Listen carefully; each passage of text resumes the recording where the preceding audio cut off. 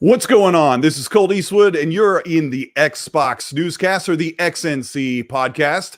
We're live here with special guest Snowbike Mike from Kind of Funny Games XCast. We have a bunch of news, rumors, leaks, saucy, spicy stuff to talk about that's coming to us in just 1 week.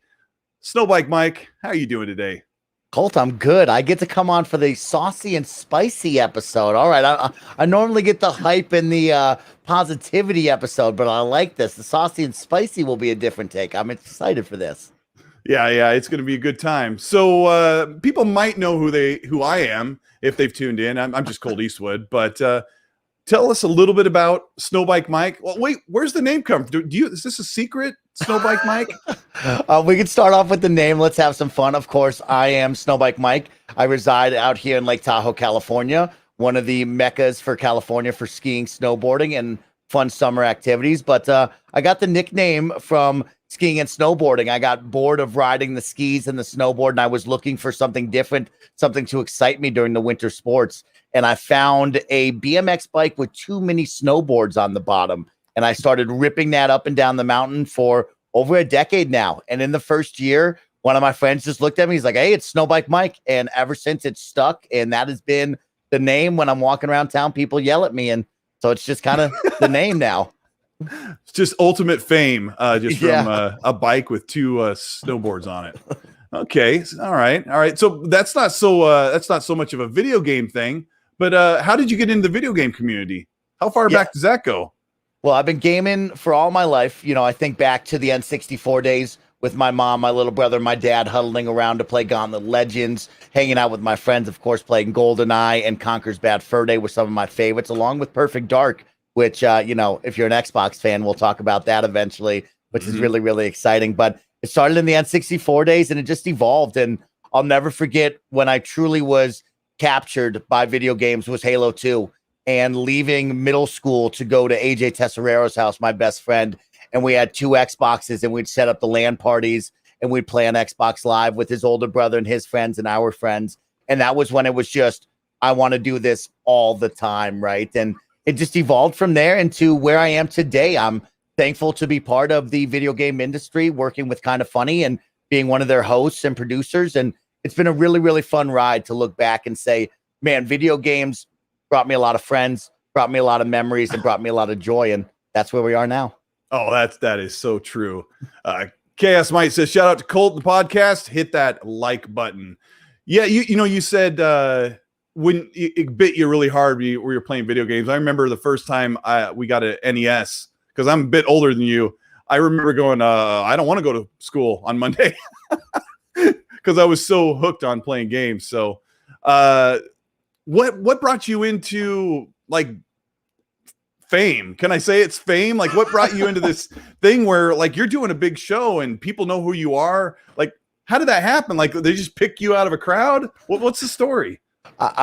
It feels like a dream, and it feels like I was selected out of a crowd somehow. But how it all started was I became really close friends with the Kind of Funny crew. I really enjoyed Greg Miller, Colin, Tim, and Nick when they first left IGN, and I was behind them, right? When I think back to the IGN days when I was in early college years, it was Podcast Unlocked with Ryan McCaffrey, one of my favorite people on the planet, and Greg and Colin over with Podcast Beyond. And when Greg and Colin and Tim and Nick said, hey, we're going to leave IGN to create this brand new company, I was in, right? I really enjoyed them. And so I followed them. That was back in 2015. I followed them over onto their Twitch channel. I saw what they were doing on their YouTube, and they had this really fun Patreon exclusive perk where, if you support them at a certain tier, every 3 months, they'll give you a Google Hangout phone call and you get to hang out with the gang.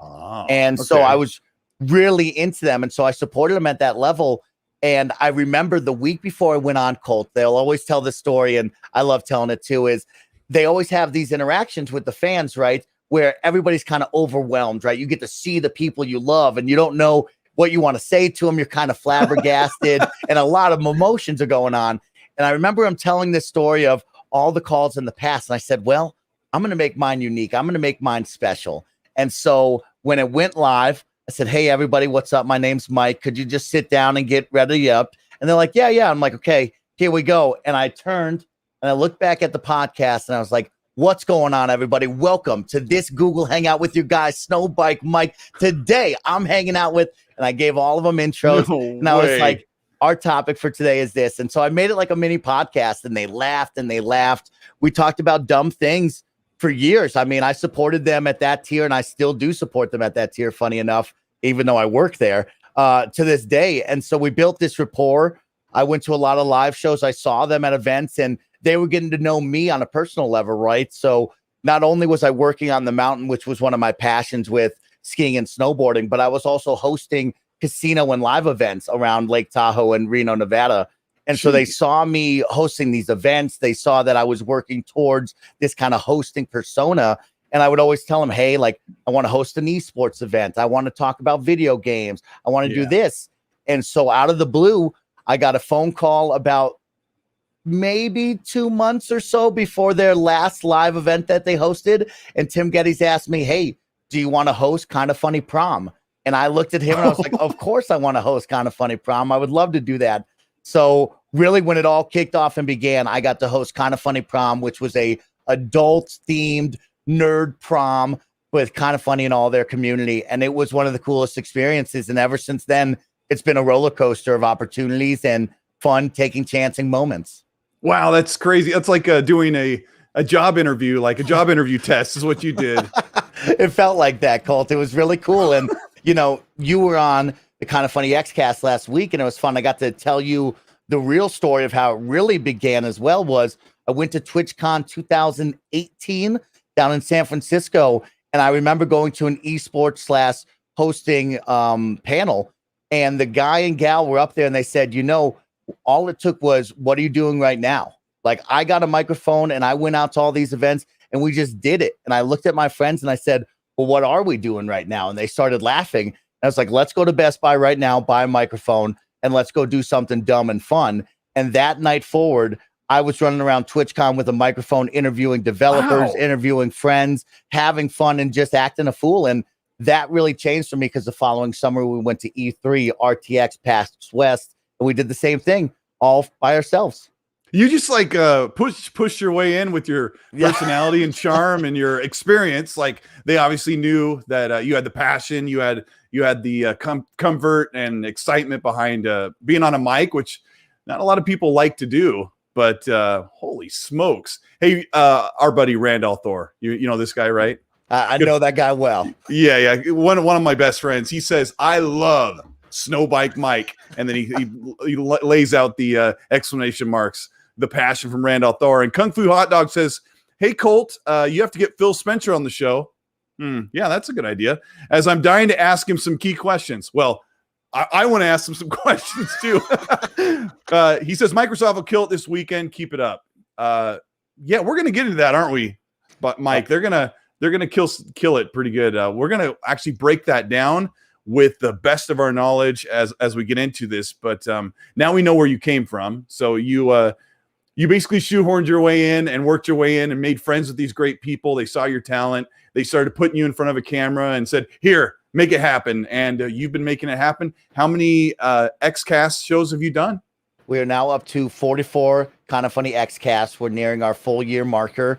And it's funny, the XCast all started with a crazy idea from Gary Whitta during a Kind of Funny Games Daily. He looked at Greg and he said, why don't you have Xbox-centric podcast? You have this PlayStation one. Nobody ever talks Xbox. I want to talk Xbox. And Greg said, well, who would you host it with? And he said, well, of course, Snowbike Mike. And, you know, the Kind of Funny best friends supported that. They came into January during our fundraiser month, and they put their money where their mouth is, and they wanted to see it happen. And so we all met together, and we asked who could be on the show to co-host along me and Gary. And Alana Pierce came up, and she jumped right at the opportunity and allowed us to hang out with Alana, which is like one of the coolest experiences I've ever get to look back on in life. Is somebody that was so talented, so smart, so fun, and also so open and comforting. Alana looked at me as a young kid who didn't know what he was doing, right? And was like, hey, like, I'll help you out. We'll talk it out and we'll have fun. And so I was really blessed to have Alana to kick it off with. And now I'm even more lucky now because I have Paris Lilly with me, who makes it so much fun as well. We like to call it my Xbox and my two dads, but Paris and Gary on either side, it's just so much fun to celebrate games with them, talk about Xbox. Paris is just like me, where he's a gamer through and through, just like you, Colt, and everybody listening, of like, we're here to play games, right? It doesn't matter what console you're on. We're here to celebrate the medium. We're here to have fun. We're here to enjoy the moment. And so to have Paris on one side and Gary on the other side is you got to experience anything. Gary can say anything, and all of a sudden the podcast will take a left turn. But it's an awesome experience. And we're nearing the end of a full year run right now. Along with that, I got brought on full time in January, which has been really cool. Now I host the daily live streams for Kind of Funny, of course, each and every weekday, Monday through Friday. We start off at 10 a.m. with Kind of Funny Games Daily, one of the world's leading news podcasts for video games, where they break down all the latest news with some of the biggest game pundits you could ask for. And then after that, I get to come on at 11 and just play games with the community and with the personalities from Kind of Funny. And so I'm really blessed to be in now this full-time role, juggling the Kind of Funny XCast, the daily streams, and looking to continue to progress in the games industry. Do you actually even work, or you just basically feel like that you're playing all the time? That's got to be so much fun. It feels like play, Colt. Is right. There's moments where, you know, we really rack down and we're trying our best to make things perfect. But in all honesty, I will always remember this. I'll always smile on this moment, because I was working that 9-to-5 grinding job where, you know, I didn't want to be there. I wanted something better, but I also really, truly loved it. And it was scary to leave that job. But now I'm surrounded by people that I call my family, where we have fun, we interact with others, and it is truly the coolest job on the planet. Wow, that's really cool. Let's talk about what you're playing when you're working, right? That's a good point. A lot of my hours are with that, yeah. So, I mean, we've been playing lots of stuff for the past, like the recent time, but like right now, what is got its hooks in you? So a couple of things, Colt. Of course, I'll keep the one that's got its hooks in me the most, the shortest, because everybody listens to me. But Call of Duty Warzone has got me. Still, as a young kid, I loved Call of Duty. I grew out of Call of Duty into Battlefield. I really enjoyed what Battlefield brought to that multiplayer first-person shooter. That sandbox feel, that big team battle was really something special to me. And then somehow I got back on Call of Duty. I really enjoyed the gunplay. And with the progression of battle royales, I think Call of Duty Warzone have really nailed what a battle royale and that competitive feel really feels like. And I love going in every single time. My friends ask me, they're like, how are you still into this game? You can play it for so many hours. And I look at them like, it's fun, it's competitive, and every single game is unique and different to me, right? I'm kind of the shot caller of the team, and I love being in that situation where I'm bringing up the map. I'm trying to see the rotation, see where we need to go. I've memorized all the different areas within the map and where we can turn left, turn right, get stuck in a corridor. And I love like having that balance in the middle of a crazy frenetic game and be like, we got to turn right, and call them that. So do you use all the military lingo when you're on the mic? I'm not as good as Stone Mountain. I wish I could throw that out there, but I'm more just screaming and trying to get the people moving, which is cool. Me and my friends last night just got into Minecraft Dungeons as well. Oh my gosh, that game. I couldn't finish it. I got to the end part, and we just get slaughtered by the boss levels of the very last level. I was playing Battlefield 5 with a friend of mine today, and we don't mean to, but like I feel like we're really there, and we're talking like military lingo, even though we've never been in the military. I love how games do that to you, man. Old Dirty Gamer says, I would have never subscribed to Kinda Funny if it weren't for Snowbike Mike. Oh, that's awesome. Thanks for taking a chance and hanging out with those guys and gals. They're really incredible. You're going to love it. So not that you're asking, Mike, but I am totally hooked on Mass Effect. I've got probably close to 150 hours, and I am rounding the last main corner for Mass Effect 3. I've been trying to put it off, so I have like a few main missions left because I've done so much other stuff, and that game has taught me that that's my favorite franchise out of everything I played. So I've been having so much fun with it, and people who are following me on Twitter are getting sick of the screenshots, but the game gets me here, and it's great. I can't wait for Ratchet and Clank. It's this Friday. I don't know if I'm going to be ready because I need to finish Mass Effect. Are you jumping on the Rift Apart hype train here on Friday? Oh yeah, I'm jumping right on it right away, Colt. I'm so excited to not only jump back into that franchise again. I think the latest one really hooked me, and of course the movie to go along with it. I just love a good little cartoony, family-friendly movie to go on an evening. But I'm excited to see what this is all about, and also excited to see the power of the PS5. We kind of got a taste of it on the Xbox side with the Medium, right? That proof of like, hey, this is what these next-gen consoles could do in a certain aspect. And I'm excited to see what Sony and Insomniac can do over on that side. It's going to be really, really fun. Oh, yeah. That's a perfect segue, as you say, what the consoles can do, because there's a little bit of controversy right now that God of War Ragnarok, we're going to tie this into Xbox because we're talking about Xbox, but God of War Ragnarok will come out sometime next year, maybe early next year, and it will be on the PS5 as well as the PS4. And there's a subset of fans that are not happy that they feel like Ragnarok's going to be held back by the PS4. What do you think about that? Colt, that is a very interesting question. And truly and honestly, you can side with both sides when you really break it down in a calm manner, right? But I think in all honesty, you see that vocal minority is what I like to call it, because honestly and truly, Colt, and everybody listening knows it. The people that aren't living and breathing video games every single day, who boot up their PS4, their Xbox One, whatever it may be, they're going to be really happy to know that they can play the next God of War installment right now, because they might not be able to get their hands on it. And the opposite side to that, when you hear the counterpoint is, yeah, it might be holding it back, right? We're here at this next generation, right? Everybody wants to see what the next gen tech can do, the big next bad thing, and they want it right away. They want it right now. And that is totally understandable, right? I get that you paid for this, you want the next generation, but there's also a give and take on both sides. So it is tough to side with one or the other. I can definitely understand it. But for me, I'm happy that gamers will be able to play that next installment and certain other games on the generations, we'll call it, for a couple of years now, which is really exciting, because I just bought my girlfriend an Xbox One when I was out visiting her. And it was cool to be like, hey, you can play all these games. Here's games on Game Pass. And we can also play together on a number of games, which is really, really cool to me. So I love that as well. Yeah. It is an interesting message. When we look back, like, we can kind of play both sides, but I don't expect to see next level. Never could happen without the brand new hardware in the first year. Certainly not in the first 6 months. But Ragnarok comes out next year. But you talked about how it's hard to get a new console right now, even if you're on Xbox. If there were Xbox Series X and S only exclusives, you kind of run into the same problem. But I also don't think that's the only reason why they run across both platforms. I think developers create amazing games, and they know they can make it work on older hardware, and they'll really start to stretch their legs the next year or so. But I want to talk about Matt Booty said something. It would probably be around this time last year. It was time for the E3 showcase. He said that we will continue to support the Xbox One consoles for 1 to 2 years, and the media got disappointed, right? That Xbox was robbing the next gen experience by supporting the Xbox One. But you fast forward to now, and PlayStation has had about 3 or 4 next gen only games, but some of their biggest games, well, all of their biggest games are cross gen. Horizon Forbidden West, God of War Ragnarok, Spider-Man, Miles Morales.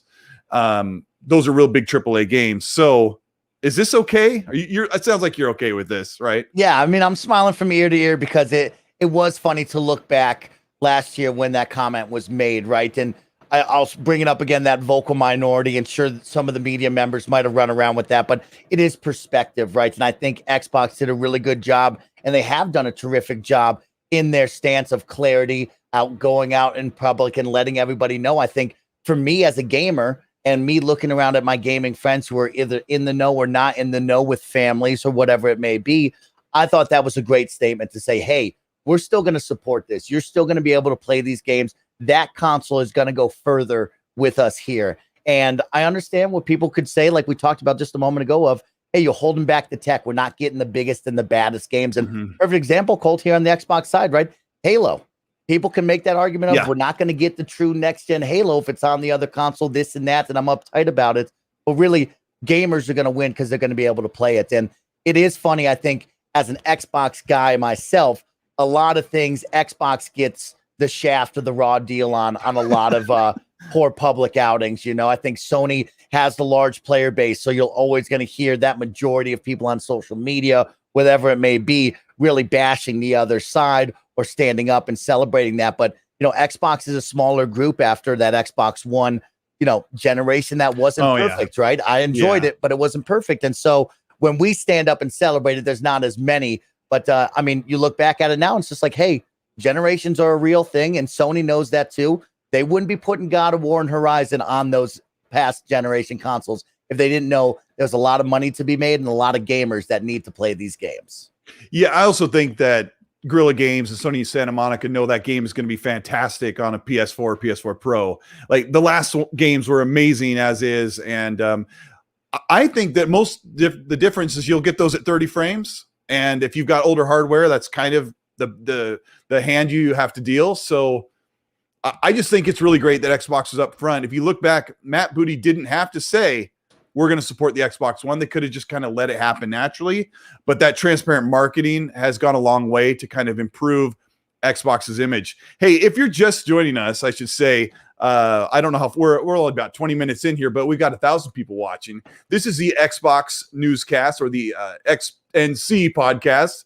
And I've got my special guest here from Kind of Funny XCast. Wow, we got some tongue twisters going here. Snowbike Mike as he waves.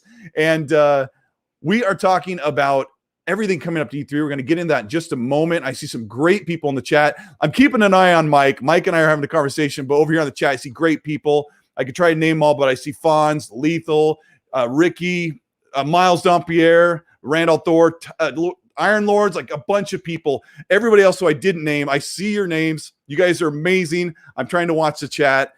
Mike is having fun. We are going to talk about a couple of teases for games that are going to come on all the platforms, and we're going to get right into the huge Xbox E3 stuff. But also, if you're listening and not watching, you might be doing that on Spotify, Apple Podcasts, or Google Podcasts. Like, those platforms are there for on demand. If you're in the UK, Europe, Australia, Papua New Guinea, or whatever, you can listen to that in your earbuds the next day or the next morning. So I'm happy to bring that to you because you guys are all amazing. Mike, you having fun today?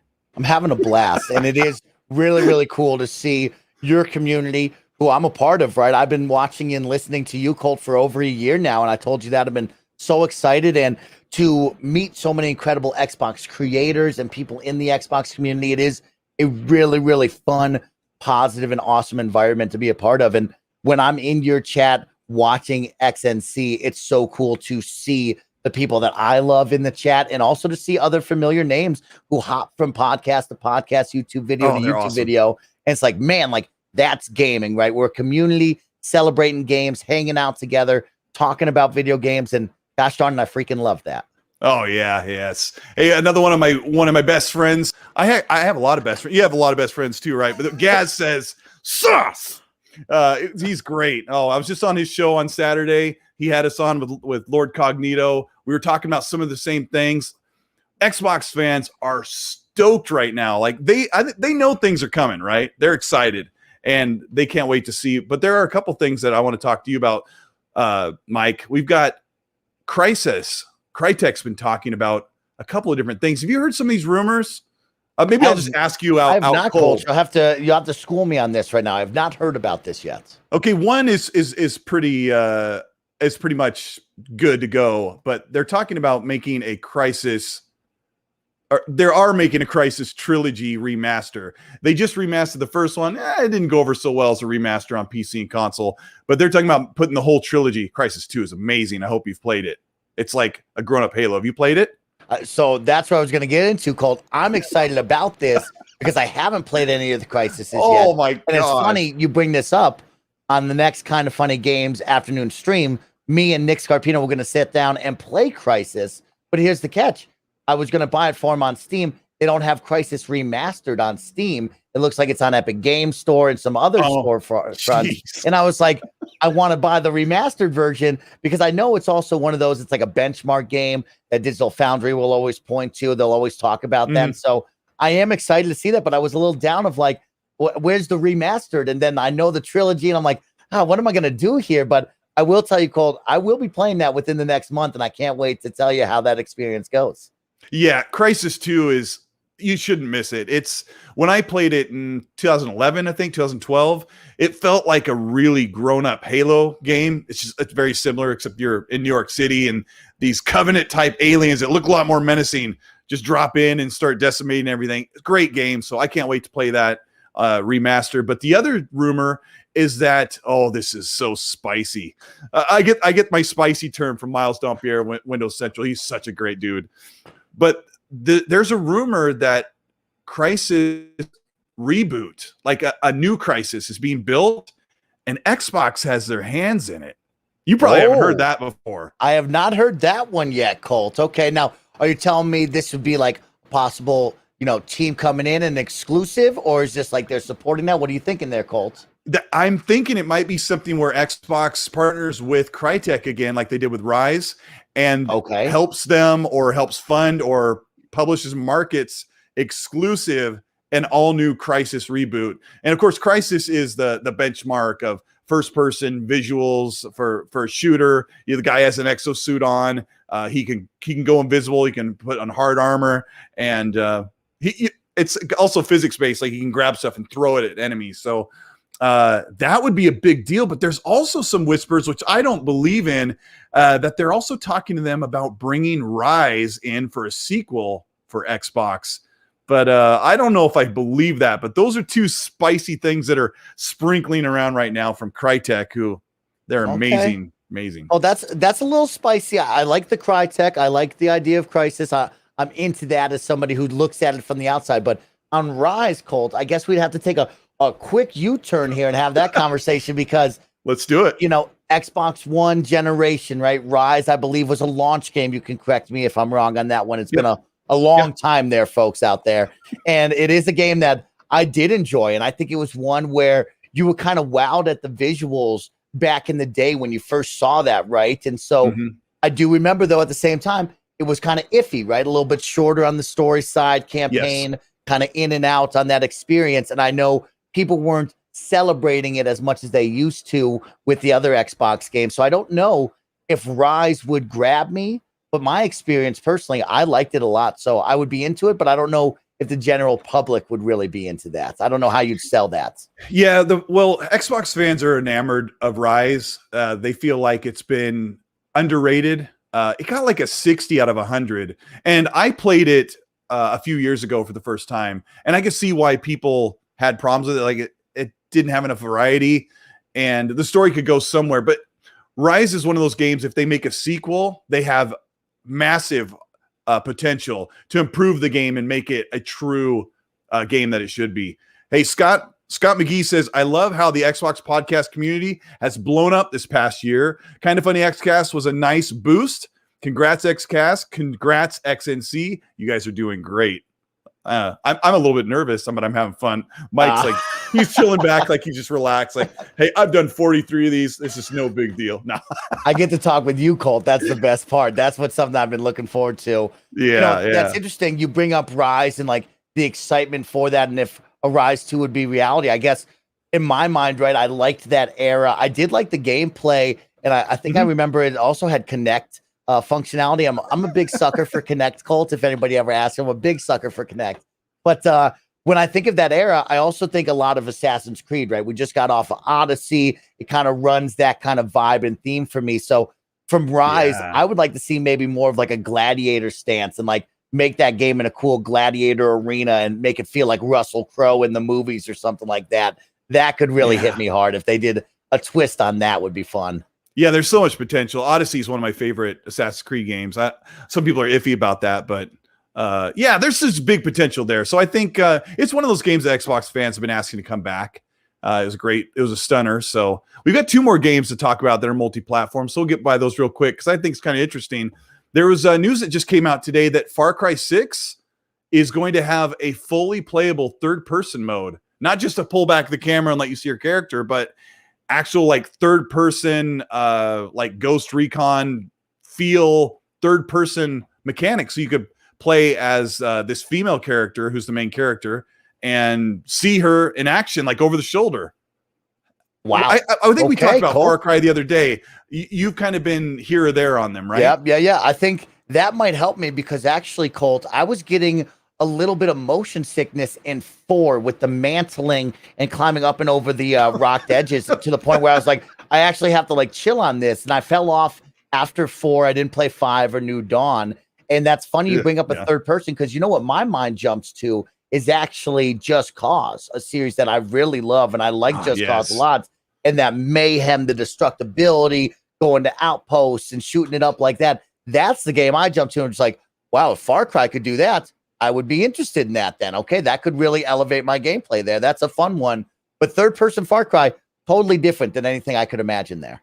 Yeah, I think that could. I already like the Far Cry games. I didn't get motion sick, but I think that could really elevate it. Forty says, did Crytek and Xbox have a big falling out during the Rise development cycle? Mike, do you know anything about this? I know a little bit. No, that I don't know about. That was way before I was ever really following the games industry with the magnifying glass that I do now. Yeah, actually, that if you look back then, I was just kind of getting started. Yeah, like you. As far as I know, and the chat can help us out, Crytek had their own internal financial issues they had to iron out, and that's kind of why they've been radio silent for quite a while. They're just now kind of coming back to the industry with the Crytek remaster, or the Crysis remaster last year. So help us out, chat, on that one. That's not our expertise. One last game. You probably got this too. I got DM'd by the official Battlefield account. Did you get that too? I got that. It looks like an incoming transmission is on the way for all the video game fans out there. And it looks like, I believe Wednesday was their scheduled event. So this is going to be really fun. You and I recording on a Monday. Only 2 more sleeps to go until we get to learn more about Battlefield, which I'm pretty excited about. 2 more sleeps. What's your prediction? What is Battlefield 6? You know, I don't know off the top of my head. I'm really excited. I'm hoping that it goes modern. I believe that is what the rumors and the leaks have suggested, of course, of it going modern/futuristic. And I think for me as a ex-Battlefield fan who kind of fell off during 1 and 2, I really am excited to go back to modern, right? I think I really loved it at Battlefield 3 and 4. And I liked 1, 5. I just don't think you can go back-to-back World War/historic gameplay. I think Call of Duty has done a good job of like, hey, we'll sprinkle in 1, and then we know where we got to go back to the bread and butter with what everybody likes. And so I'm personally excited if it is modern/futuristic, as like I said, I think we've seen on the leaks and the rumors before, but this is a big deal to me, Colt. This is a franchise that has taken a couple on the chin, similar to some other franchises. We'll talk about it in the Xbox One of Halo, that is coming up against a super giant, which is Call of Duty right now. And of course, it's also a different landscape since Battlefield was last out and really dominant in sharing the market space, because now you have games like Fortnite, Apex. You're looking at a free-to-play market that's totally different in the realm of first-person shooters and shooters alike, right? Not many people, we'll talk about it more with Halo, I guess I should save that, but not many people are really truly into the 4v4 arena-based gameplay. Like, people love that, don't get me wrong, but the mass audience now looks for the hero shooters, just like Overwatch, Rainbow Six Siege, right? Now you're looking at the Counter-Strikes and the Valorants, you're looking at Battle Royales, and it's this weird market, and Halo and Battlefield have a new realm to step into and see if they can establish their footing and kind of elbow some space into this and steal some new players, which I'm really excited for. But Battlefield, nothing's like it, right, Colt? Giant open world, sandbox adventure, just everything's happening. Only Battlefield moments, and it's really, really cool to think about what we could see and probably what we will see, I'm sure. Oh, yeah, and that game always looks so good. Let's talk about that in a second, about Battlefield going up against those big shooters, because it's a packed holiday for first-person shooters. We'll get to that. Infinity Hand says his wishes and dreams: Rise 2, Quantum Break 2, and Recore 2, please. Now, those are 3 games that didn't rate particularly well, or very high or super high, and didn't sell really well. So that could be kind of a tough call. Gaz says, yo, Mike, are you a bit bummed that Battlefield 6 is cross-gen? Oh, he had to ask. Oh, my God.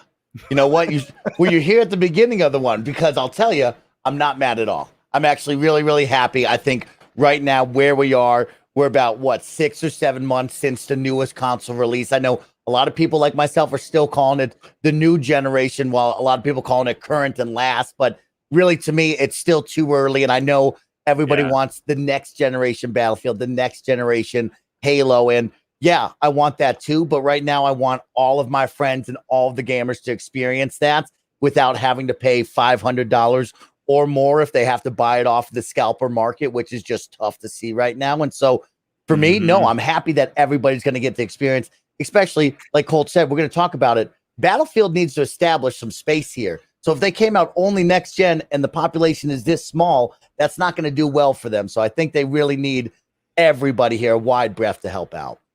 So let's talk about that audience that they have to jump into. This really ties into Xbox, and we talked about this on your XCast.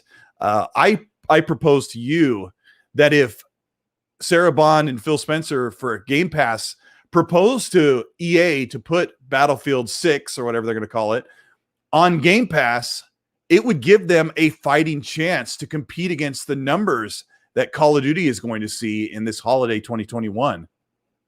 Agreed, Cole. I think that's a big deal, right? That was something you and I and Gary talked about, and it's this weird toss of a coin, right? On one side, it's a great idea, right? You further that partnership with EA, you really help out that side and that franchise who's going to need some help going up against the big dog that's Call of Duty, Fortnite, and Apex, and you give this gigantic population a chance to go try it, play it all under that subscription service, which is awesome and exciting. But then you and I also brought up the other side of like, well, I'm also putting out another first-person shooter that is my game, right? My Halo, and I don't want that to be eaten away at Battlefield. And we had some great comments of, well, it's going to look really good on the holiday marketing of Battlefield and Halo, the best first-person shooters, the only place to play it here on this service, which will be great. Also saw a couple other comments of like, Halo's going free to play. And that's going to be really exciting for that game because it's going to be on Steam. It's going to be on the Xbox Marketplace. It's going to just say free to play, and people can download that anytime for the multiplayer, of course. But like, that's also an exciting tool that Halo is going to be able to use to really bolster that audience as well. Oh yeah, I don't think people are ready. You know, there's people that think that Halo's dead. They're going to see how big Halo is when it drops in that free-to-play market on all these places to play. We'll get into that. Let's talk.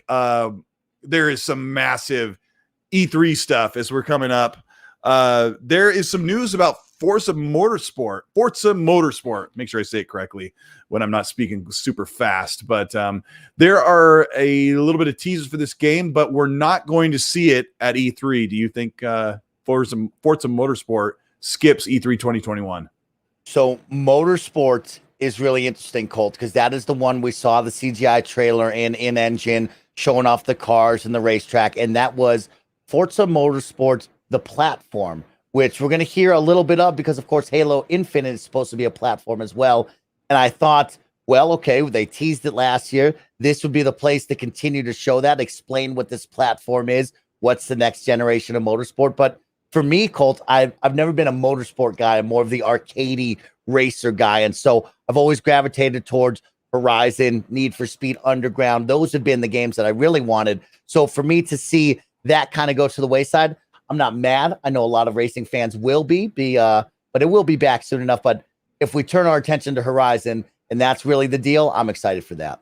Oh yeah, I can't wait. I have so many hours sunk into Forza Horizon series. So yeah, we probably won't see Forza Motorsport. They've got a little ways to go. One thing we are hearing, which counters some of our earlier talk, is that Motorsport is a next-gen only title. Are you okay with that, Mike? I am okay with that, Colt. I think that's an interesting one, Colt, because I'm on two sides to this, right? One, I think that game is going to be 2 to 3 years out, right? It's not coming out this holiday season. It might be next to the following one. So in all honesty, I think that's that window that Matt Booty and the team shared of like, hey, we're going to support you for 1 year to 2 years out. We're going to make moves forward, right? I also think that the racing market is not as big as certain other titles that are way more important to have that cross-gen feel. And I think what they're doing over there at Turn 10 is going to need that next-gen true-only experience to really capture what I'm looking for, right? I want those race-traced Colts. I want dynamic weather. I want splashing coming through the television at me. So I am down with that game being there. And I think the audience is a little bit smaller to much smaller, let's all be honest with each other, than certain other really important titles that probably need that big player base and that big market sale. So I'm all right with Turn 10 doing that. Yeah, I want that 360 hertz tire physics that they're talking about. They're talking about like this is so CPU intensive that it'll only be on the next gen consoles. So, or current gen. Darn it, Mike! What am I supposed to call it? I call it next gen, Colt. I'm calling it next gen until I'm ready for it. Yeah, I think it's fair actually to call it next gen until people can go out and get one. When people have money in hand, when they have $500 in hand and they can't find one for $500, man, if that's not fun. All right, let's talk the latest. I have to be really careful about this one, Mike. Oh, okay. Because I know I put myself in a tough situation. I know a lot more than I'm supposed to know. But let's talk about Project Typhoon. Okay. So you're going to kind of, I'll lead you around to get a drink on this one. Do you know what Project Typhoon is? I think we might have talked about it on your show. So it's funny. This was the one that I came to you for more information on, Colt, because I heard the whispers. I've heard the rumors. Of course, love Jez, and I always listen to Jez and Rand. And them and Miles are always talking about the coolest, latest things that I want to know about, but I don't know anything about. So when it comes to Project Dragon, Project Typhoon, that just was a whirlwind symbol on my emoji chart. I don't know anything about it, but I did watch a Colteastwood video that might have gone a little more in depth on it to kind of entice. Right, what did I say? Do you remember? Now the chat's like, spill the beans, Colt. Now, I'll tell you, is this the one where we're talking? This is a AAA brand new IP with a focus on co-op. No studio is attached that we know of right now. Is that what we're looking at? Now, I mean, there's a studio attached. I don't know how AAA. People get really iffy about the AAA thing, but I'll just disclaimer, this is what I'm hearing. I could be wrong. I've been wrong before. And when I'm wrong, people are sure to let me know. But we're looking at a online co-op third-person action-adventure game with a strong emphasis on cooperation.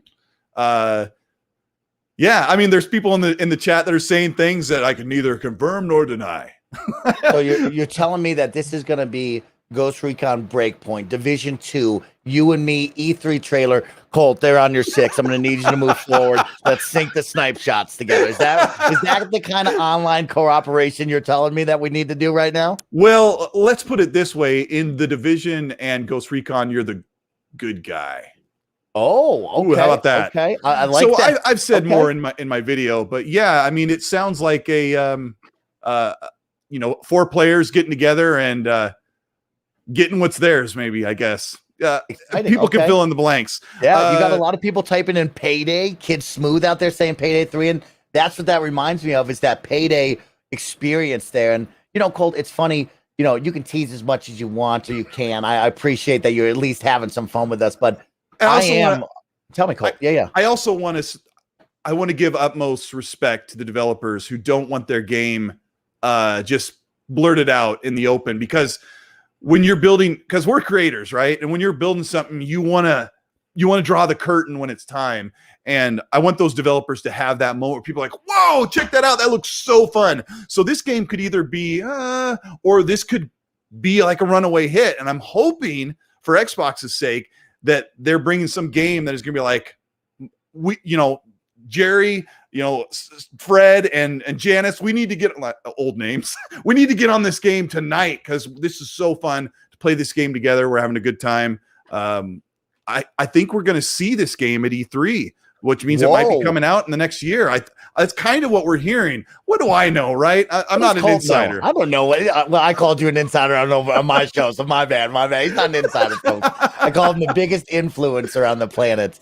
Well, that would be something exciting, Colt, because I am the big multiplayer games guy over at Kind of Funny. I play multiplayer games every single night with all of my friends, and I'm always looking for the next big thing, right? We had Knockout City, which took over the world for 2 weeks just to go. We had Hood Outlaws and Legends, which completely fell flat on its face, right? And I'm always looking for these games of what's the next game that me and my friends are all going to gather around and play. Yeah. And if you continue to tease me with maybe an Xbox partnership, and I think Game Pass day one, it makes it easy for all my friends to be able to jump in and play with me instead of all of us shelling out $60, which I love.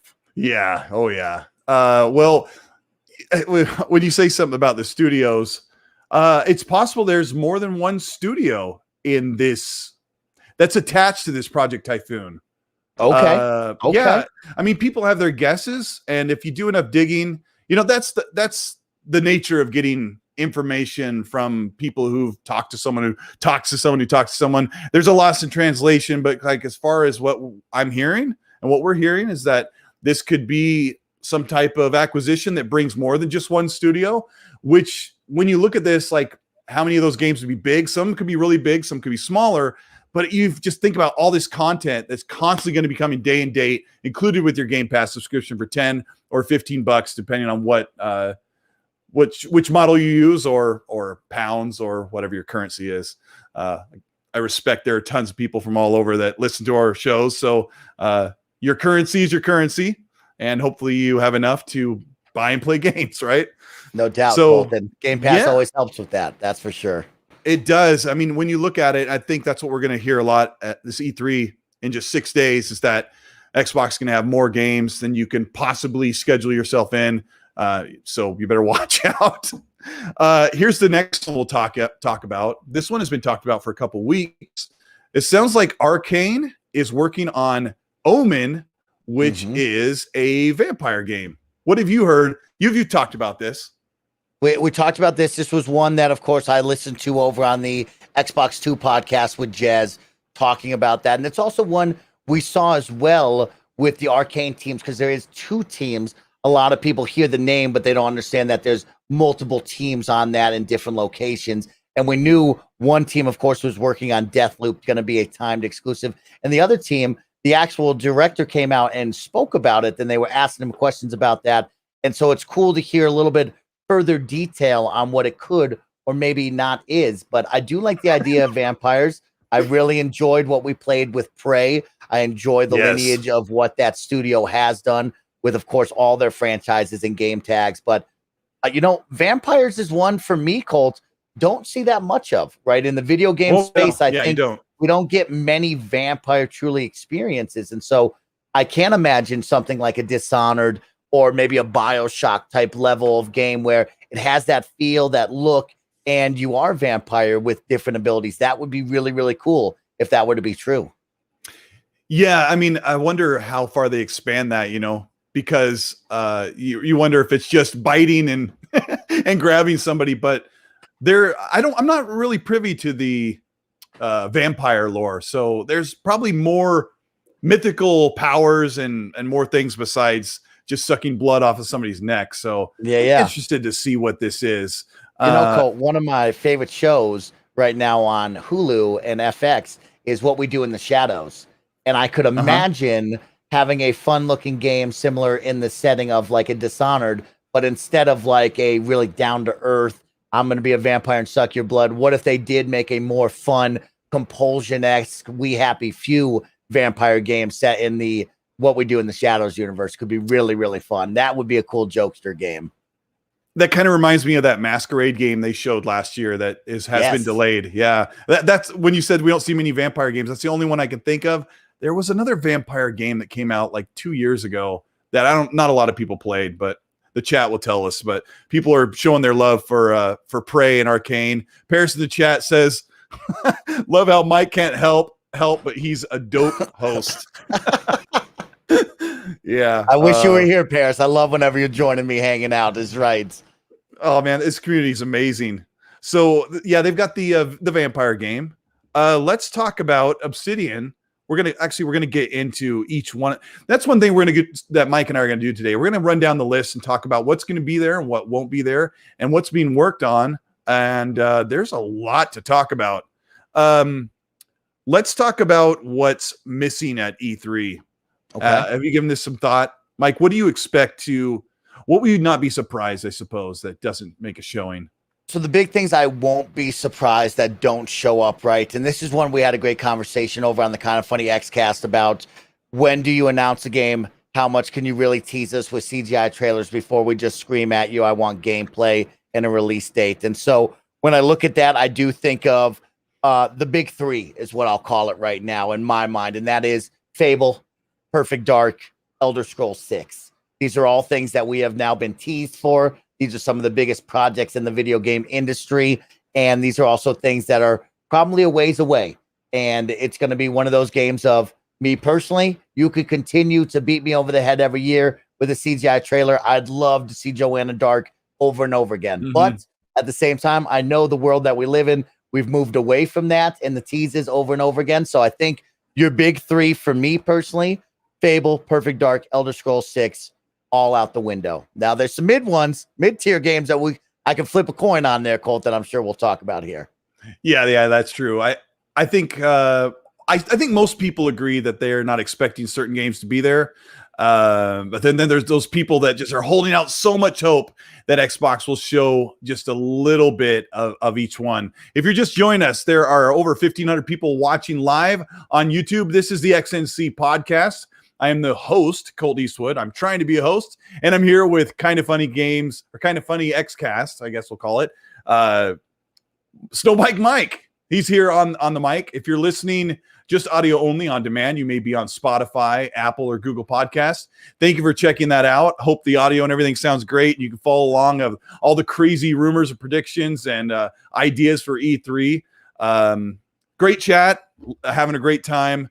Let's talk about Obsidian Entertainment. It sounds like they've got their hands in way too many games to be possibly put out right now. What are you hearing from Obsidian Entertainment?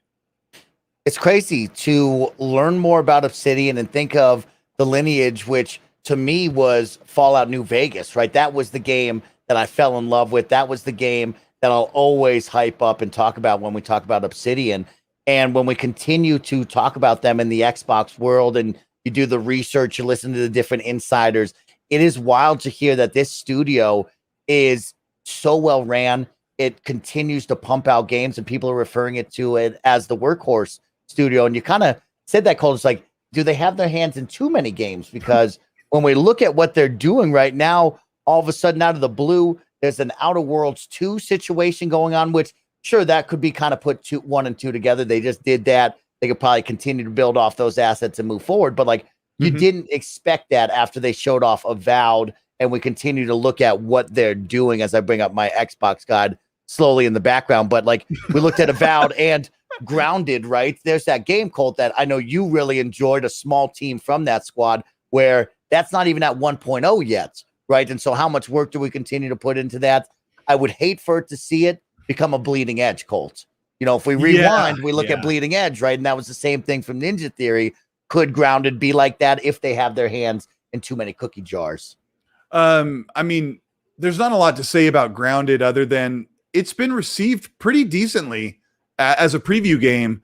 There's a lot of things it needs to do. I play it about once a week with my 9-year-old son, and there's just something special about that where I feel like my son and I are shrunken down in this backyard and we are in danger. He's in the other room, the family room.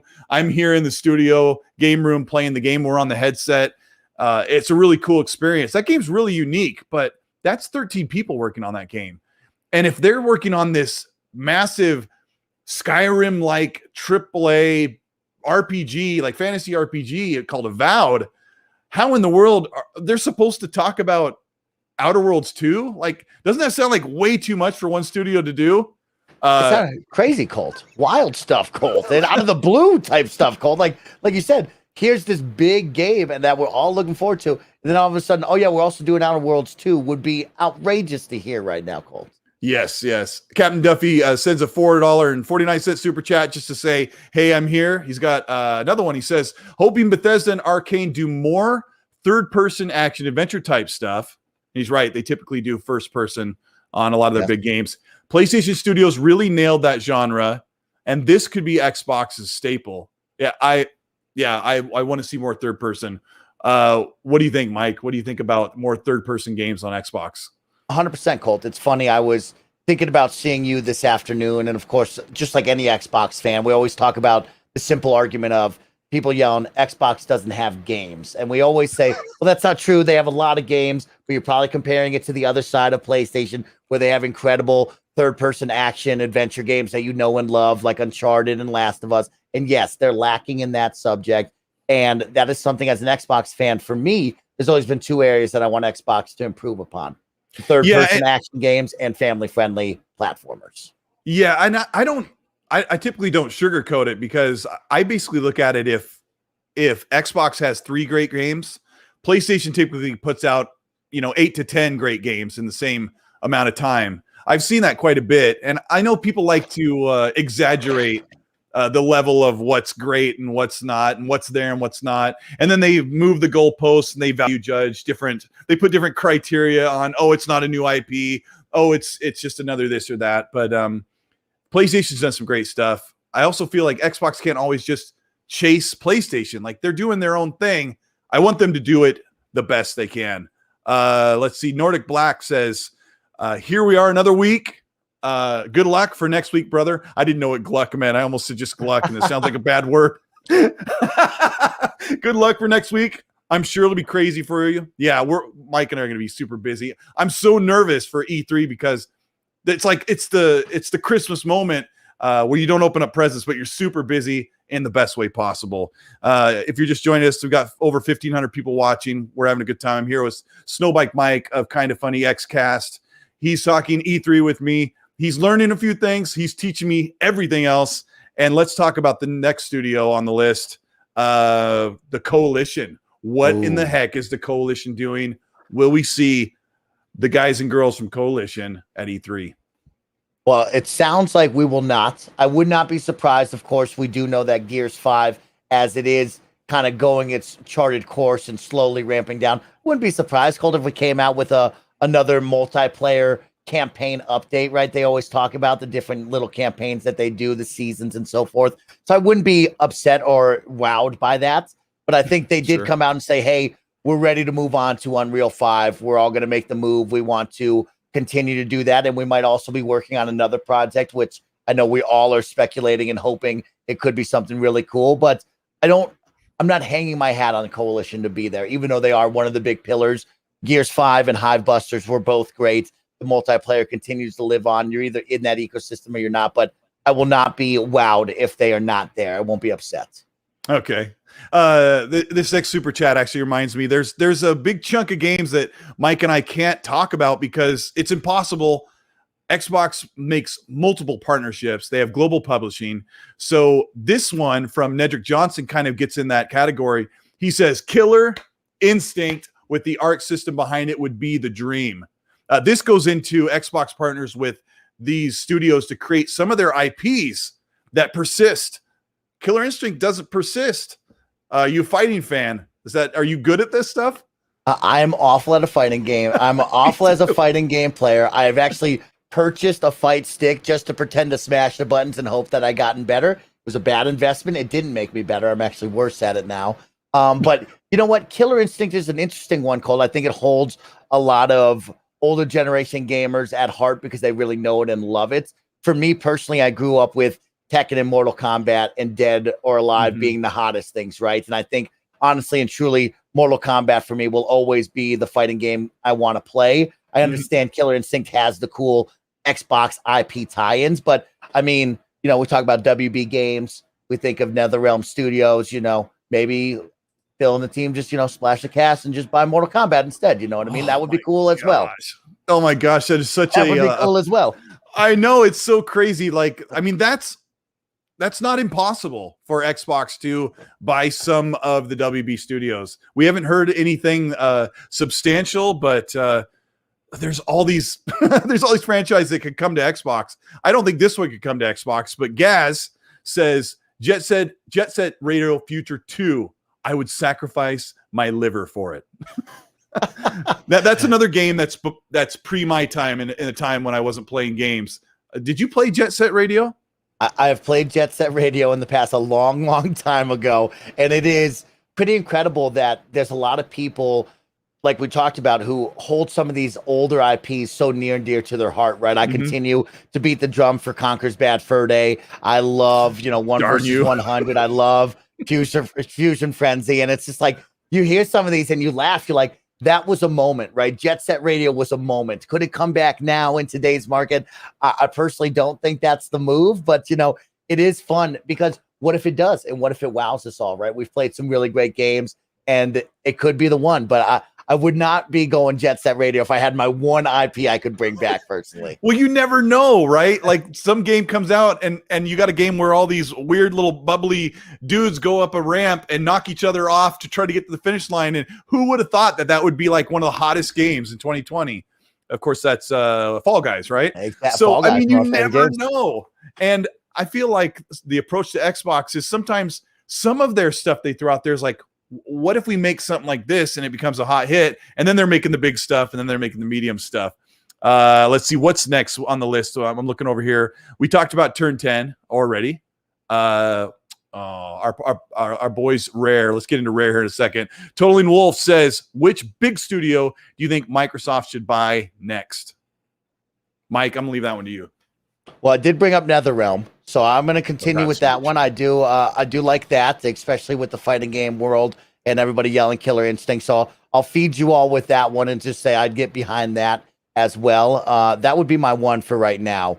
I think there's a lot of cool ones when we bring up that third party area and we talk about like what cool developers could you bring in and help publish their games and give them that platform to be like, hey, get creative and get awesome. That's something that Paris always talks about on the Kind of Funny XCast is like, you know, Microsoft is bringing you under the umbrella and giving you stability and giving you the chance to create something truly different and awesome, not be afraid to fail. And so, you know, it is really funny to think of the different ones you'd love to see. And after $7.5 billion, Colt, it seems like anything is possible now. It does. You know, I'm sure somebody just said it. Sean Ferris says Rocksteady, the team behind the Batman Arkham games. That would be great. It's just tough to imagine Xbox buying something so big as a Mortal Kombat team and IP, and it would only be on Xbox. But here's the kicker, Mike. If something like Mortal Kombat was Xbox exclusive, you could play it on PC, Xbox One, Xbox Series consoles, on mobile devices via xCloud game streaming. Like, come on. Like, I think if Xbox goes to these big studios and says, hey, we want you here, they know that they're not hidden in one little place.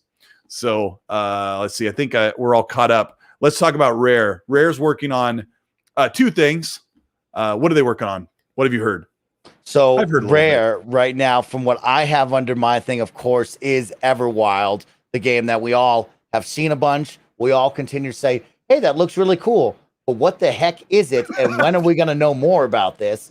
And so Everwild is always on my list of what the heck is going on? Will I ever learn more? And now there's a rumor that we might not even see Everwild at E3. And that would be kind of stunning to me, Colt. I think this is a game for me as an Xbox fan and somebody who keeps tabs on Xbox. This is something where I'm like, no, you're getting out on stage and you're telling me what this is. You're showing more because it is time, right? I can't keep going on knowing what that frog thing is and all of the different animals. So the frog thing. Yeah, the Everwild team, I got to say you're coming out there, you know. And then, of course, ongoing updates with Sea of Thieves will 100% hear that. That is a game that has really changed and charted a course to success, which we're all really impressed with and happy with. If you played it or if you haven't played it, that's a game where it's like, dang, Rare, you really did a good job at fixing that one and making it great. So good for them. But I don't know anything else out of Rare that I had written down besides just the Everwild one in my mind right now. Okay. Yeah. Well, I'm not a big Sea of Thieves fan. I've played it several times, tried to get into it. It's not my thing, but I have an awe and wonder for what it does. And one of my good friends, Zocker87, that I podcast with, great YouTuber, he is a diehard fan. So there is a big collaboration going on that we'll see next week.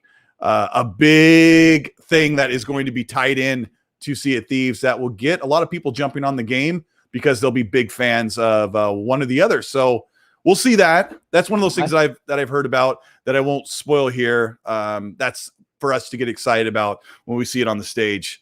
I was going to ask you about, what do you think Everwild is? Like, have you thought about, like, what would I compare it to? How would you describe it to the audience here? You got 1,500 people watching. They're probably wondering what Everwild is. From everything that me and my friends have watched from what they've shown of Everwild, I think it is, I want to say, quote unquote, safe to assume, of course, these are all just CGI trailers. We don't even know what it is, but it is probably safe to assume it's a 4-player co-op game experience, right? When you look at it, there's 4 different characters on the screen, each in a different colored cloak. It looks like you're going to be able to tame animals by our kind of, breakdown of it. If you see each character has a different kind of cool, majestic animal around them. And what will it be? I don't know, right? I have to go off of what I've seen with Sea of Thieves and assume, okay, well, and then I'm going to put a open world kind of Monster Hunter-esque type of video game is what I'd like to see, right? Where maybe you're taming beasts, maybe you're going out and defeated corrupted beasts, saving the world from a gunk, like the gunk video game. Who knows? But I think when you really break down what you have seen of that, it's probably safe to put your money down on like, yeah, it looks like this is going to be a multiplayer game with 4 different people running around this beautiful open world, and it's going to have something to do with animals in the environment. Is probably my best bet here. Yeah. Do you think there's any world building like you would in like Conan or Ark, like where you use the animals to break down stuff and carry and build a fortress? Like they didn't show anything like that, but somebody explained the game that they think it's a god game, which that's new to me. It's so weird. We don't know anything about it, right? That's the one called, like we said, it's like, when are we going to learn more, right? And if they skipped out on this E3, it'd be wild to think we're going to go possibly another year or more without learning about this game, right? And that's something we can also talk about. We'd love to see Xbox maybe really elevate those inside Xbox presentations and maybe find a better cadence of doing this more often, giving us the developer diaries that we really want to know about. Whether you like those or not, it'd be really cool to keep tabs on the studio. Yeah, I love them too, is right. So I think it'd be one, but I like that idea of the world builder. I think of Ark, and I think of a game that took over the world just recently, Valheim. Valheim was a real special world builder similar to Ark over on PC that a lot of people got attached to. And so if you could give me a Sea of Thieves type world, Rare behind it with these cool, majestic animals in a cool setting, I think you might get a good receptance to that one. Yeah. I think that's just something that we're going to have to wait a while to see. But Rare does make some really interesting things. They're not interested in going back and working with their old franchises. So if people are wanting Viva Pinata and, Banjo Kazooie, like they're going to have to ask some other studio. And there's some studios that would be like tailor-made for that. Danima says in the super chat, would buying the DC gaming rights be a huge get for Game Pass? Would it honestly be worth it? It would be a counter to Spider-Man. Yeah, like what's the last big DC game we've had besides Batman? Well, of course, Injustice was really, really good. A lot of people loved Injustice, so we definitely can give some love to that. And I think we'll see it with the Suicide Squad. We'll see it with the next Batman game. Of course, Gotham Knights coming up soon. And so there is a lot to be said about DC. And I think Jez and Rand put it best on one of their recent Xbox 2 podcasts of, it's great to get all these studios and such, which is a lot of big things there. But also, this is a battle for IPs, right? And it's something to be said of like, you're looking for that IP. You're looking to be able to build off of that. And what has that kind of sway and stuff? Of course, you can compare it over to the TV and entertainment industry with Netflix and Hulu and Amazon. They're all battling for that killer IP that you all know and love. And DC is a massive one. And how you could pull that off, only Phil Spencer with his gigantic galaxy brain could make that happen, as Gary Whitta would say. Galaxy brain and his thick wallet, right? Yes. It's really cool to see Xbox's. We make the jokes about it, about the spending, but it's really good to see Xbox wants to make that upfront investment because they know that their fans have tons of games that they want to play. And we always forget about the multiplats. Like when you bring up Suicide Squad, I don't know how great that game's going to be, but it fulfills like some of those games that we want to play and the different types that aren't exclusive because most of the games are multiplats. Totally Wolf says, I heard a rumor, probably BS, that Microsoft wants to buy Epic. I don't think so. To gain control of the Unreal Engine. Do you think Microsoft would even be allowed to do that? I would bet that Microsoft would not want to do that. Mike? That's going to be a big bill. That's going to be a big bill, my friend. That is a dominant force there. I don't think that will happen. I think that's just going to be a rumor BS in the mill, but that would be a wild one. That would be out of left field. I don't think so, though. Okay. Gaz says, he sends a super chat, says, Mike, do you have an OnlyFans? I think he means like you doing a shirtless run on your Snowbike. Shirtless. Yeah. I don't, but of course you can catch me having fun on Twitch, twitch.tv/Snowbike Mike anytime. Come on by. I can show you my cool backgrounds. Yeah, exactly. I got my cool shirts on, Oh yeah, that's great. Okay. So we'll bring down the mood with the next somber studio. Oh, Ninja Theory with the stuff they're working on right now is not so wild and crazy and colorful as Bleeding Edge, but they have a very somber set of games. Will we see Ninja Theory at E3? That's an interesting one there, Colt, because that is the showcase piece that really introduced us to the next generation of Xbox hardware with Hellblade 2. And that was one at the Game Awards that kind of stole the show and was something special there. But now we're hearing reports that it's not going to be there. And it's kind of understandable, Colt, when you think about it, because it's going to run off of Unreal Engine 5. And they just came out with Epic saying, hey, we're just slowly getting into people's hands now. So that kind of leads you to believe, well, where are we with this game, right? And so Hellblade for me is one that, of course, I'd love to see. I think everybody on the Xbox side would love to see. Ninja Theory was a gigantic get for them, and it's a big deal to have Hellblade over here. But if they're not there, it's totally understandable with where we are with the new Unreal 5 rollout. I also am really interested in Project Mara and Project Insight, right? These don't have to be really games, but how they elevate their engines and what they're building off of. I don't know if you've kept tabs on their developer diaries, but that's a team that puts out incredible developer diaries that will absolutely blow your mind. Of course, them showing off that apartment that is in real life that they're bringing to the game, and they could show you scenes where you think it's real life, but it is the game, and what it could be real life, but it's not the game. Hyper realistic, yeah, is building something really, really special. And I am interested in keeping tabs on those two projects and where they go, what they become, because this studio is clearly working on something that is going to be outrageous and really change the gaming world later on. And that's the kind of tech that you want to see as we progress this medium. Yeah, they're very serious studio. I can't remember his name. Darn it.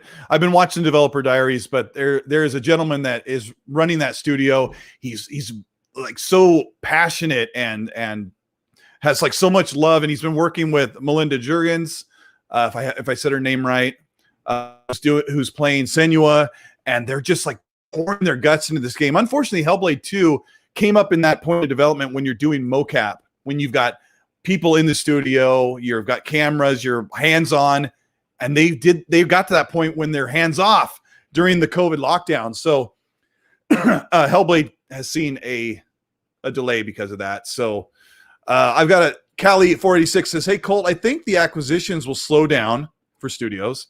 Sarah Bond is moving to GEO. Microsoft posted an M&A director job. He just said like a bunch of acronyms that I don't understand.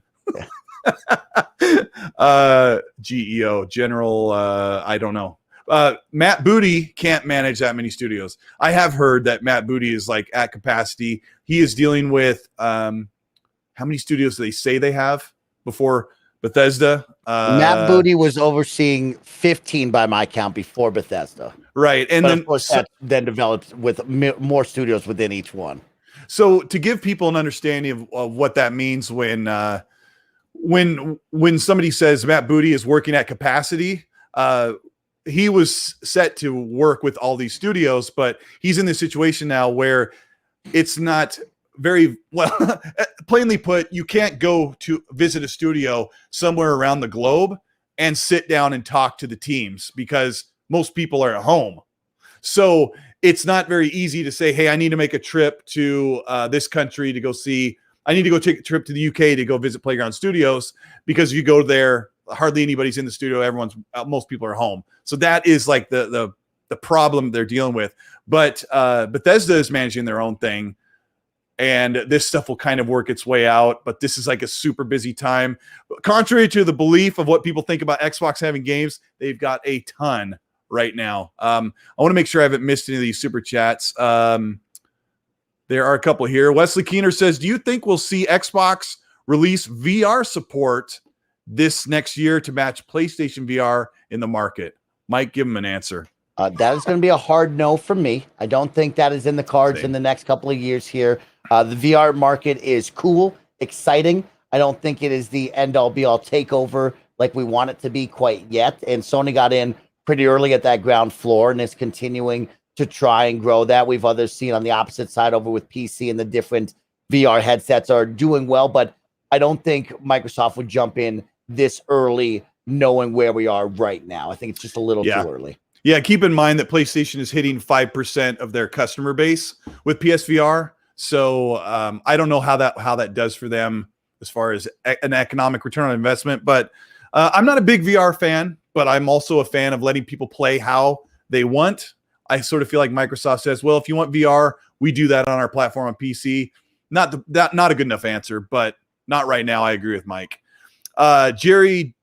Jeremy G says, hoping Hellblade 2 can be mentioned in the same breath as Sony's third-person action-adventure games. Mike, how's Hellblade going to look in your opinion? What do you think? I'm going to tell you this, Jeremy. After Hellblade number 1, I believe it will. Because Hellblade number 1 was something that was really celebrated and something really special around that PlayStation side before it came over here.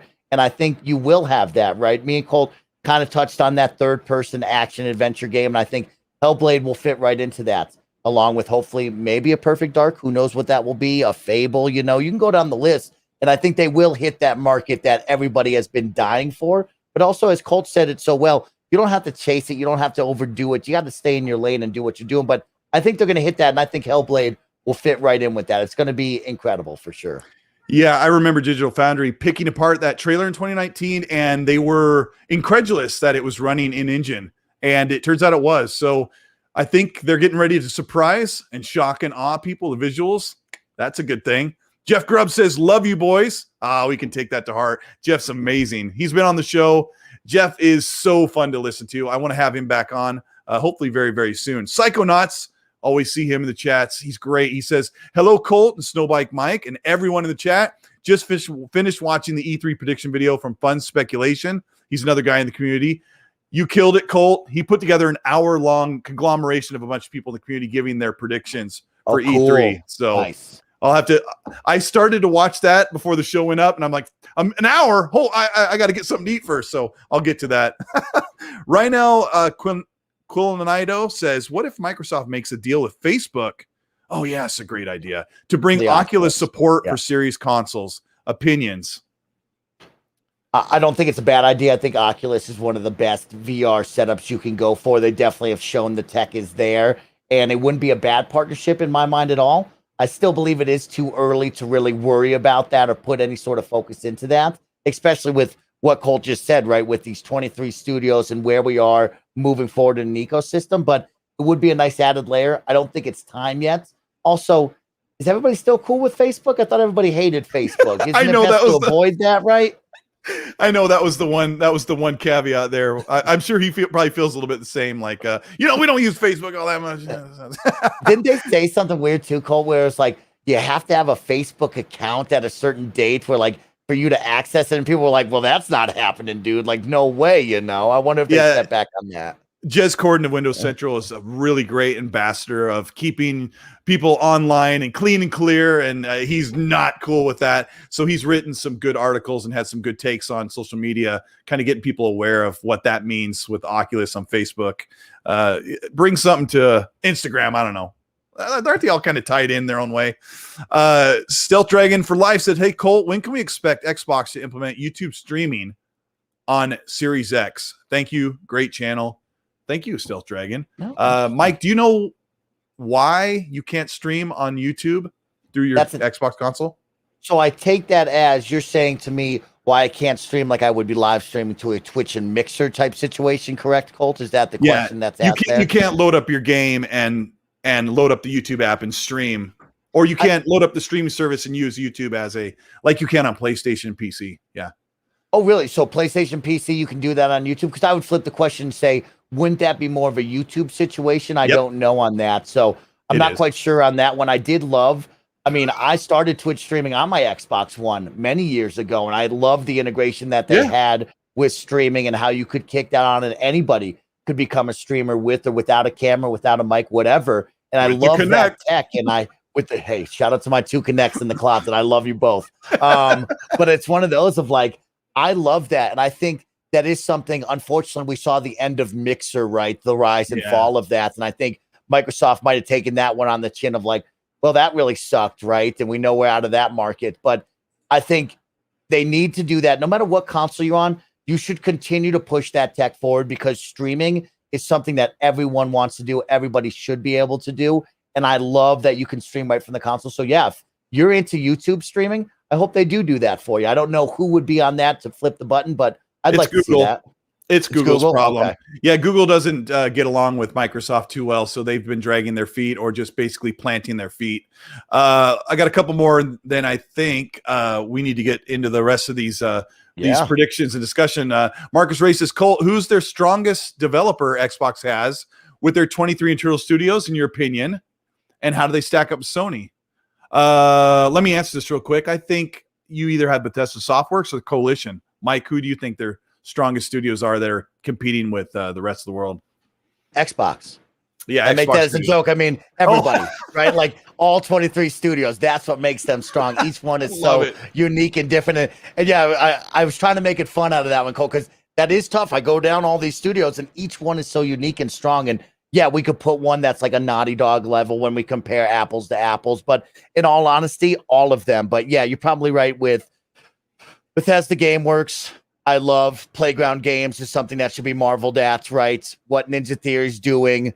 343, it gets a bunch, but they are carrying the Halo mantle, and that is the goalpost. That is the flag staff for Halo or for Xbox. So we got to talk about them, good and bad. So it's tough, but yeah, all of them is what I'd say. That's the easy answer. That's great because Truth Teller says, you think Xbox studio heads can manage a few more studios under their umbrella? Seems like a huge task.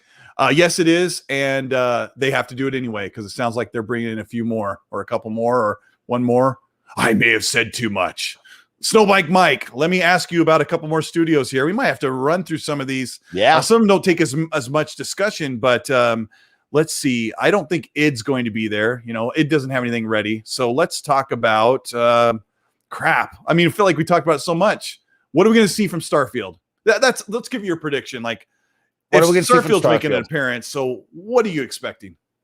So, Cole, that has been the fun one. And I think we've also talked about exclusivity to death, and it's also a conversation on the XCast of like, we wanted to move past that, but I think we will get a very clear statement of exclusivity with Starfield no matter what. And then we're going to get into what Starfield actually is, and that's what everybody wants to know. And I will continue to stick with, well, what has this team shown us? What is their track record and what it's going to look like? And so I do believe that it will be a Fallout and or Elder Scrolls in space with some added layers to really elevate what that engine can do with that little repurpose. And of course, how to keep it fresh, how to keep it fun, because Obsidian just came out with Outer Worlds and it was a ton of fun with a lot of color. And that's not what Elder Scrolls and, Fallout are really known for, which is a lot of color and wildness. So I think what they'll do is they'll probably add, like we've seen, ship and flying mechanics. You'll probably be able to customize things. But for me personally, here's your track record. This is what I expect. Elder Scrolls and Fallout in space. Skyrim with laser guns. Is that what you're telling the people? Imagine what Outer Worlds is going to be. I think that's what Starfield's about to be, folks. Yeah, I mean, I'm a fan of Outer Worlds, but it's kind of a pared down version of a Bethesda game. And but they were also under a smaller budget, so the second Outer Worlds should be something big. But I think people are going to be really excited about Starfield. We haven't seen anything, but I am one of those people that say Bethesda hasn't just made Fallout 76. That was a cash grab. They're not super happy about it, even though it has its own success. I look at the pedigree like you do, Mike. They've made amazing games for well over a decade or 2 decades, and I'm expecting us to be pretty happy with what Starfield is. I'm expecting to see some gameplay. Are you? Yes, I'm definitely. Okay. I'm expecting a Todd Howard deep dive, actually. When you break down the 90 minutes, and I know, Colt, it's been tough for you and I here and on the Kind of Funny XCast. When you look at 23 studios and you actually want to talk about them in a podcast, that takes hours to do. But I think when we break down 90 minutes and what we thought was going to be here, what's not going to be here, I think there's a lot of time here and a lot of empty space where I might look at Todd and be like, do you want to do a deep dive, Todd? Because this is like the hottest game right now that's going to be having a lot of question marks. You want to come out and do it? And I'd let him do it if he wants to. Okay. Let me go back to Everwild. I missed a super chat that was actually, they're all really good. But this one, imagine if Everwild was a rhythm-based RPG, turn-based combat, and healing. That sounds very JRPG, doesn't it? You're a wild man or woman who ever put that in there. You're nuts. That was from Cyphopoetic X Initiative, and I'm pretty sure I nailed that name. I think you nailed it. I love the names that we give ourselves online. I love it. I love seeing people come up with interesting names that just hit like that. That's a great one. All right, what else is on our list? There's too many studios. If it's 23 studios, Mike, we'll be here forever. But we've got we've got Playground Games. We briefly touched on Playground Games. I think we had a pretty in-depth discussion about this on XCast. Fable won't be there, but I have an idea of what they should do anyway. You want me to say it real quick? Say it for me, Cole, because I know what you're going to say, and I want it. Tell me. I think Fable doesn't have gameplay ready, so I think they should have put their team ready to build an environmental fly-through of the world and say, footage in engine on Xbox Series X, and fly through the different new world that we'll be playing in, and change the seasons as you fly through, and say, we can't wait for you to experience and build your character in the new Albion or whatever they call it, and have like a 1 or 2 minute fly through and say Fable coming soon, and just give people that proof of concept and that faith that Fable is going to look great and feel great. What do you want to see from Fable? Holt, you said it best right there. I totally agree with you. I don't think we're at gameplay type level. And if we were, it'd be very, very pre-alpha stuff. And they'd be like, don't judge us for this. It's going to change in 2 years. Don't do this. Right. But I am, like we talked about, I'm a sucker for any sort of CGI trailer. I know it's not representative of what the actual game will be, but when you announce a game 3 or 4 years out, I want you to keep me tantalized, keep me on the hook. And Fable is the biggest deal. And so, like you just described, Colt, I would be over the moon for that. If you gave me a funny trailer with some kids out by a castle making dumb jokes, just like in Fable 1 through 3, I would be over the moon for that as well. So, yeah, I don't think we'll see it, but I'd love to see it. And especially now with the rumor of Forza Horizon 5 possibly taking the stage, I think Playground has that mixture of, don't worry, we're there, but we're not there with what you want to see, you know? Yeah, they're amazing. And, you know, like everybody here in the chat, there was up to 1,600 people listening and watching live. All of us, we know about Fable, like, right? But you said this on your show over the weekend. You said that not everybody is so in tune that may know that Fable either exists or when Fable is supposed to happen. And you kind of have to approach the world like, hey, we're making this game, and hey, here it is again.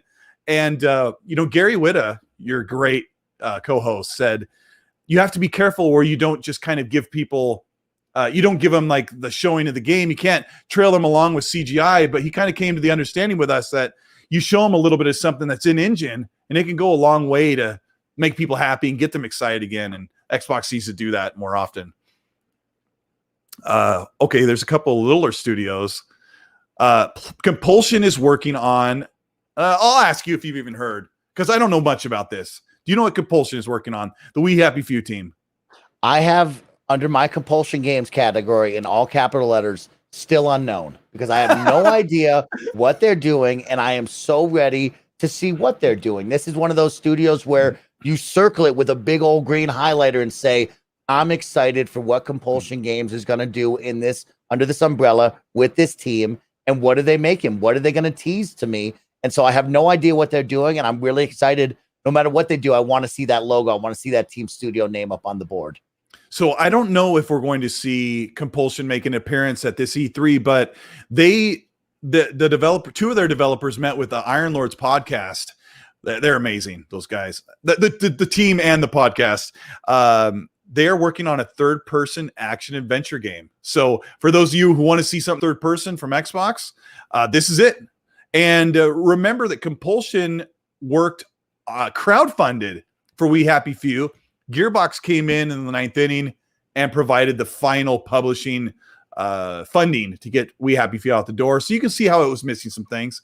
Did you play We Happy Few? It kind of has that BioShock vibe. I did play We Happy Few. I really enjoyed that, and that kind of is that vibe we were talking about with Project Omen and the vampires, right? I could see that kind of fun vibe, that look to it for sure would actually make for a fun kind of vampire game. But We Happy Few was a fun one there. Definitely kind of mixed reviews again when we talked about it, right down the middle of the scale. But that is what I'm excited for. Is like, here's that Microsoft funding. Here's that backing. Go do something weird, because you know you can make it. And it's going to be really cool to see what they do.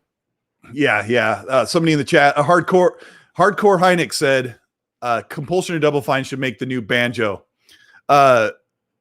So I'm watching the chat as much as I can, but Mike and I are having this in-depth conversation about all these games that we're going to be playing. But Double Fine has said that they're not interested in working on Rare's games, and Rare said they're not interested in working on their old IPs. So somebody's got to make Banjo, and somebody needs to do it so they can get off my case. Yes. I need Paris Lily to be happy again, right? Because Paris Lily, every single week, it's like clockwork, everybody out there. I just know Paris Lily is going to yell, "Where's Banjo?" And I hear that, Colt, it's so weird, right? Of like, you brought up Viva Pinata, right? We talk about Banjo. We talk about my favorite Conkers back then. It's like, man, that's so weird that they don't want to do that. And then you look at teams, like you said, right? You point the finger of like, well, Tim Schafer, why don't you bring the fun and you do this, right? And then you look over at Compulsion, you're like, well, why don't you do that? And they're like, we're not doing that, you know? And so there's definitely some very talented developers out there that, if that is true and we could really work out a deal, I would love to see a lot of teams get their hands on some older Rare IPs that could really have some fun and make something cool. Yeah. Paris in the chat goes, "Banjo, I need it." I have to appease him, Colt. It's a rule. I got to make sure he's happy. Let me jump off of Xbox for a second, off the topic. Did you play Sackboy Adventure on the PS5, PS4? I did play Sackboy Adventure, and I absolutely loved it, Colt. I love that. It's just charm, so much charm that it just blows up on the controller. I want that team to make the next Banjo. And the funny thing about that is people are like, why would a PlayStation team make the Banjo game? Well, that team, this is the funniest. I don't know if you know this. The team that made Sackboy Big Adventure is called Sumo Digital, and they just made Crackdown 3 a couple of years ago. Did you know that? Yes, they did. Yes, they did make that game. Is right. I know that is right, Colt. I loved the Crackdown 3 campaign. I did too, Colt. I loved it. Don't tell nobody because they'll yell at me, but don't tell anybody. I really enjoyed it. The multiplayer didn't. No, that multiplayer was not what we were promised. That was really crummy. But that campaign is a joy to play. It is really fun. It's Crackdown. I wish we had Terry Crews for longer to really go more in depth with that character, but having Terry Crews voice that character and be that character is a huge win. Just one of those games, but I had fun with it. Colt is right. Yeah, it's really good. So yeah, if you want Banjo, tell Sumo Digital. They are really talented. They made Sonic Transform Racing, but we're not here to talk about Sumo Digital. They're an amazing team. They're out of the UK. They're absolutely phenomenal. Who is left on the? Oh man, we got Psychonauts too from Double Fine. I don't want to talk about that too much. People know that's a multiplat. They know it's going to be. It's like the Tim Burton of video games. Are you excited for Psychonauts 2? Heck yeah, Colt. This is going to be one of those where I know the hardcore fans are going to be really excited for what Tim and his team at Double Fine have done. They have an incredible lineage, but I think with Game Pass, this game now has a really great chance to maybe break through with something fun and exciting in that kind of family-friendly console platformer that we always talk about, right? And on Game Pass, now people can look at it and be like, you know what? I'm not afraid to try it. And I really am excited about that. And this is going to be a good one for us because we're going to come hot off of the heels of Ratchet and Clank. We've been looking at Super Lucky's Tale. We've been looking at Sackboy, and we're always looking for that next fun one. And I think this could be a really exciting game. Oh, and we've got like Jack Black doing the "Drum the Depths of Your Soul." You know, we got like that. Jack Black is getting as good. You know that. Yeah, he's gonna do like he's got that song. Hopefully that's like in game or something. But Jack Black's amazing. Give us a Brutal Legend game. Why not? Right. Yeah. Let's see. Gin American says, "Are you suggesting that Sumo Digital be bought by Microsoft?" No, but work with them again. Hopefully that experience working with Crackdown wasn't like a stressful one for them, like didn't hurt the relationship, because they've worked with all kinds of teams. Sumo Digital's worked with other publishers, but yeah, that was probably a tough experience. They had to hold out for a while and redo some stuff. Let's see. We've got, we talked about the initiative with Perfect Dark. We probably won't see that. In Exile, is working on something big. I've called this one. I'm not quite sure if I'm right on it. And this super chat actually kind of points in the same direction. I don't even know what I should say, but Decimator X808 says, "Colt, if it's not like Fallout in space, I'm disowning my kids," which is translation. With, I'm not buying them McDonald's tonight. That's what he means. Okay. No Happy Meals. Right. No Happy Meals if it's not Fallout in space. I was getting the impression that In Exile might be taking over the Fallout franchise, but let's just pretend I'm making that up. What do you think about that? Okay, so let's rewind that. That would be really exciting, Colt. Like I watched your latest video. I know you were teasing a Fallout from a different studio that we weren't expecting, and from what I had gathered over the months of watching In Exile and what they were doing right after Wasteland 3, there was the rumor and tease of a steampunk first-person shooter RPG, and then of course they tweeted out at Xbox like, "What game are you playing, or what are you most excited for?" And they were like, "First-person RPG, first-person shooter RPG." And so I don't know if it would be a Fallout or something completely different, but if it is a Fallout, I get feelings of New Vegas again, Colt, and I love that. Right? I want more Fallout all the time, and yeah, Fallout 76 might not be for all people, but I actually really enjoyed Fallout 76. I actually enjoy the Fallout world. And so more teams working on that, the better, because we know that the true team that makes those Fallout and Elder Scrolls games, now they're adding Starfield to the list. And those games seem to be 5 years, decades in between each cycle. And you know, when you think about those mainline games, you would always love one to just slide in there and keep it fresh, keep it fun. And so, yeah, if that's true, Colt, or if that just comes to fruition, I'd love that idea. Yeah, I'm with you, because I think about if Bethesda Softworks makes the next, if they make Fallout 5, we're not seeing it until 2028, 2030 or something. It's like, I don't want to wait that long. But, and then also if you think of In Exile doing, because they have like the roots, like they're the original Fallout creators, and Wasteland, like that was like their baby. So they could make something really incredible, and they've hired some big people for first-person combat designers. So that could be really good. I don't know if it's true at this point. Like, we can spitball, we can give predictions, we hear weird things. I hope In Exile is working on this steampunk game or this post-apocalyptic game. I hope it's absolutely phenomenal. I don't think we're going to see anything this E3. One more studio as we round up here. Undead Labs is working on State of Decay 3. How far out is it? Definitely not this year. Maybe next holiday, but probably a little bit longer than that. We saw the CGI trailer. It's going to be a question of what do they do, Colt, right? Yeah. Are they just going to stick in what we've seen with that kind of world, that engine, and that gameplay circle that we've done so many times? I think of State of Decay, and I think of one kind of wowed us. I liked that base building, ultimate survival, a little bit of hack and slash with some ranged combat. And I think people were like, okay, this is kind of fun. And then number two, they were like, hey, what if we added multiplayer to the mix and we made it bigger and a little bit cooler? Oh, thank goodness they did. Exactly. They were like, okay, kind of. And, you know, the bugs kind of hampered it down and people were in and out of it.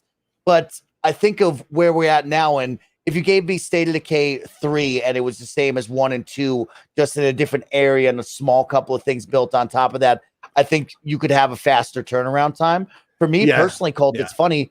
Me and Miles and Gary and Paris talked about it a couple weeks ago. We brought up Dead Rising and how special that game is to us, that franchise and that feel. And I think, well, why couldn't State of Decay do that? Why couldn't they maybe take a turn and continue to keep that base building, economy type building gameplay, but make it a little bit different? Give that gameplay loop something fresh, something different, because I think that's what's kind of missing. Because there's this vibe where it's like State of Decay is fun, but it's not perfect. And I don't want to play it all the time. And I like some other things. We'll see. It can be a chore. Yeah. And, you know, the base building, you basically plop. That's not a real word. You drop down the different things in your base. It's kind of preset. You can put it here or there. You don't really get to build your settlement up like you would in other games. And when you bring up Dead Rising, I'm a huge fan. I know some people don't like that game. I even like 4 a lot. Big smile on my face playing 4. Because it was so goofy. Yeah. But in Dead Rising, you charge into the horde with your great weapons and slice and dice. In State of Decay, you're like, oh crap, here comes 3 zombies. I am in big trouble. I like both games. I really do. I hope that that team is doubled in size. They're like 150 people on staff. They say now they're pushing for a AAA budget and AAA experience. So I'll ask you this really quick before we move on. With State of Decay, you know, when you think of that multiplayer, you also think about the base building and like you would come into my world and it would only affect my world. Could we make something like a Rust or an Ark where it is that living, breathing open world all the time. And I got my base over here and you could raid it, or we could become friends and make trade stuff. Like, could we see more of an MMO open world scenario coming out of this team? Or is that too far off to think of that? That actually sounds like a really good prediction, Mike, more than like, could we see, right? Smaller studios have done that. So that could be the thing that's missing, because you can jump into your friend's game and then you have to jump out and your gear stays in that world. So that could really, because people invest their time in these games. And if you invest your time with your friend, you may stay in their game state and come back and forth, and you can feel like you're building up your character. So, why don't you send them an email and tell them to let them know on that? Call me up. Is right. So it's been 3 years. I had to count on my fingers while you were talking. State Decay 2 came out 3 years ago. So to expect to see the gameplay shown after 4-year cycle or 3-year, you're right. Probably not going to see it this year. Hopefully we see something next year and the game comes out. Like the chat said, 2022, 2023, maybe 24. That's crazy. So like I said, there's Xbox Game Studios, the publishing, which is going to work on a bunch of games that we can't. Those are part of the surprises that we won't see. If you're just joining us toward the tail end here, we're running a little bit over, which is okay because Mike and I are having a good time. We have over 1,500 people watching. You're watching us live at Colteastwood on YouTube. And if you're listening to us on your headphones, that's because we're on Spotify, Google Podcasts, Pocket Casts, Apple Podcasts, and some other names that I haven't checked out. But thank you for supporting us. Mike, as we get out of here, tell people a little bit about where you're going and what your plans are for this next crazy 6 days. Oh, of course. Well, thank you so much for having me on, Colt. I really had a blast with you and the Xbox community and the live chat. And of course, I watch a lot of Colteastwood content. So I'm excited to see you all in the comments later and on the next couple of videos during E3. But of course, I'm Snowbike Mike, aka Mike Howard. You can catch me live each and every weekday, Monday through Friday, over at Kinda Funny Games on twitch.tv/Kinda Funny Games, where I host all of their afternoon content. We play games, we hang out with our community, and we have fun. That's the main goal of gaming, is to have a good time. And of course, I am one of the hosts over at the Kinda Funny XCast. We post each and every Saturday. We talk all things Xbox at Kinda Funny. We bring a little bit of green into that really heavy PlayStation Blue team, and I think they really appreciate that. So it is always fun to talk Xbox over there. I'm a big Twitch streamer. You can catch me live each and every night. I just love playing games with my friends over on twitch.tv/Snowbike Mike. And I had a really good time getting to hang out with the Colteastwood, somebody that I admire, somebody I respect, and somebody I really enjoy watching and hanging out with. So thank you, Colt, for having me. And thanks to the chat for keeping it lively, keeping it positive, and enjoying talking about games, because it was really awesome to celebrate with you guys. Yeah, I totally agree. Like, it's all smiles. There's a lot to look forward to, and there's been some patches there where Xbox wasn't making games, but holy smokes, are they busy right now. Mario T says, big fan of Snowbike Mike. Keep up the great work and great show, Colteastwood. And let's see, we got Hargeet Chani says, should Xbox just create or buy a couple of studios that work on remasters or older IPs? Remasters of older Elder Scrolls, rare IPs, etc. We kind of covered that a little bit. If you look at the breadth of studios, I don't know if you've done this, Mike, but half of the teams are working on existing franchises and the other half are working on brand new IPs. Have you noticed this? I have noticed that, Colt. And to that question, I am all for remaking, remastering, and trying to bring back the past into the present day, because an old game isn't old. An old game is a great game. Mm-hmm. That's a good friend of mine, Sean Capri, said that. But I also, exactly, Cole, thank you. I'm also, though, one that is like Paris Lily, where if I were to purchase you and bring you under the umbrella, I want you to create what you want to create, right? I want to see new and innovative ways. I want to see you have fun in what you're creating. So if a team came up to me and said, yeah, we want to do that, sure, we could do that. But in all honesty, I wouldn't ever look at somebody and be like, yo, we're doing this just for this. I want them to have fun and make a cool game. Yeah, and you've noticed that some studios get commissioned to do remasters, and they've never worked on the game, but they get the code and they get the instructions and they build remasters. I've seen that quite a bit. So I would champion for, if you want to see those games, hopefully other studios, these smaller studios, can actually do that without acquiring them, like just contract them. Yeah. And I think Xbox is about doing a lot more of that contract and commission to make games because their teams are super busy and all that stuff's about to come out. So, if you are here, we are closing up. This is Colt Eastwood at Colt Eastwood at Twitter. You can follow me there where I'm talking about games every day and trying to keep a smile on my face. There's a lot to be excited about. I'm here with Snowbike Mike of Kind of Funny XCast. We talked about the whole breadth, if you missed it, of what Xbox is working on in the last half of the show. In the first half, we talked about what I would call some spicy nuggets of information about what is coming that is supposed to surprise and shock us. So thanks for being on, Snowbike Mike. I really appreciate it. It's been super fun. Spicy. Say goodbye. Wave to everybody. The chat. You guys are all awesome. Thanks for stopping by and talking with us, and we really appreciate it. And we'll see you next week, and we'll see you Sunday in the chat for Xbox's big E3 event with Bethesda. Have a good one.